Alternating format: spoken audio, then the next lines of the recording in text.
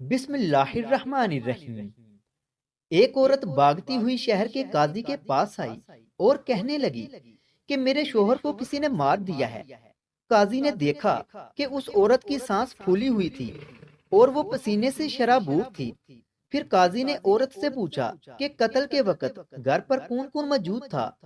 مقتول کی بیوی نے کہا کہ قتل کے وقت گھر میں ہم 5 لوگ موجود تھے۔ ایک گھر کا چوکیدار، دوسرا پودوں کو پانی لگانے والا مالی، تیسرا میرے مرحوم شوہر کا دوست موجود تھا۔ ان کے علاوہ میں اور میری ملازمہ بھی گھر پر موجود تھی۔ قاضی نے سب کو عدالت میں طلب کیا۔ جب وہ عدالت میں پہنچ گئے تو قاضی نے ہر ایک کو الگ الگ کمرے میں بند کر دیا اور اپنی تفتیش شروع کر دی، مگر اس طریقے سے وہ مجرم کو پکڑنے میں مکمل طور پر ناکام رہا۔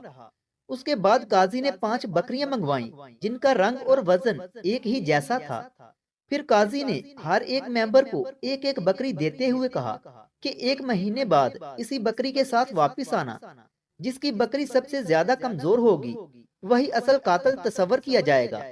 قاضی کے اس فیصلے سے سب حیران ہوئے، مگر پھر بھی وہ اپنی اپنی بکری لے کر چلے گئے۔ 1 مہینے بعد 5 اپنی اپنی بکریاں لے کر واپس قاضی کے سامنے آئے۔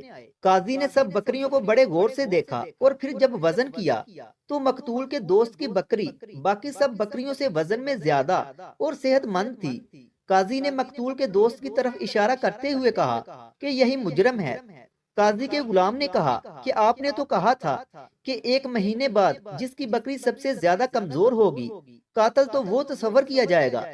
قاضی نے کہا ہاں میں نے ایسا ہی کہا تھا، مگر یہ میری ایک چال تھی۔ دراصل بات یہ ہے کہ سب نے بکری کو چارہ کھلایا مگر مجرم نے سب سے زیادہ مقدار میں چارہ کھلایا، کیونکہ اسے پتا تھا کہ اسی نے جرم کیا ہے اور اس طریقے سے وہ سزا سے بچ جائے گا۔ مقتول کے دوست نے چلا کر کہا کہ مجھے آپ کا یہ فیصلہ منظور نہیں ہے، کیونکہ سب جانور ایک جیسا نہیں کھاتے اور نہ ہی سب جانوروں کی نشو و نما ایک جیسی ہوتی ہے۔ مجھے جو بکری دی گئی تھی وہ باقی بکریوں سے زیادہ کھاتی تھی اور اس لیے وہ باقیوں سے زیادہ صحت مند ہے۔ قاضی نے دل میں سوچا کہ اس آدمی کی دلیل بھی تو کسی حد تک ٹھیک ہے۔ پھر قاضی نے اکیلے میں مقتول کی بیوی سے پوچھا کہ تجھے کس پر شک ہے؟ مقتول کی بیوی نے کہا کہ مجھے گھر کے مالی پر شک ہے کہ اسی نے میرے شوہر کو قتل کر دیا ہے۔ اب قاضی نے اکیلے میں مالی سے کہا کہ مقتول کی بیوی کو تجھ پر شک ہے کہ تو نے ہی اس کے شوہر کو مار دیا ہے۔ مالی کہنے لگا قاضی صاحب وہ مجھے سولی پر چڑھانا چاہتی ہے کیونکہ میں نے اس کو اس کے مرحوم شوہر کے دوست سے ملتے دیکھ لیا تھا۔ میں اس کے راز سے واقف ہوں، اس لیے وہ مجھے راستے سے ہٹانا چاہتی ہے۔ اب یہ کیس قاضی کے لیے کافی آسان ہو چکا تھا۔ قاضی نے علیحدگی میں مقتول کی بیوی سے پوچھا کہ آپ کے شوہر نے آخری بار کیا کھایا تھا؟ اس کی بیوی نے کہا کہ آخری بار اس نے سیب کھائے تھے اور وہ بھی ہم نے مل کر کھائے تھے۔